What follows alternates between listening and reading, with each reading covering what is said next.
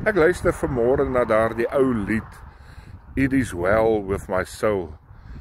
En die vraag kom by my op, gaan dit nog goed met jou siel? Is jy nog op die plek waar jy moet wees, Johan? Is jy nog op die plek waar die Here wil hê jy moet wees? Het daar nie dinge in jou hart ingekruip, wat dalk nie moes ingekruip het nie? Het dinge nie dalk ingekom, wat jy nie moes in jou lewe toegelaat het nie? Het ek dalk nie verswak in my stilte tyd nie? Het ek dalk nie verswak in my gebedslewe nie? En die vers in 3 Johannes 1 vers 2 kom by my op. Geliefdes, ek wens dat dit met jou in alles goed mag gaan en dat jy gesond is soos dit met jou siel goed gaan. Ek wil jou vanmôre die vraag vra, gaan dit goed met jou siel? Is jy nog op die plek waar die Here wil hê jy moet wees? Het jy nie dalk al dinge in jou lewe toegelaat wat nie lyk soos die dinge wat die Here wil hê hoe ons moet lyk nie?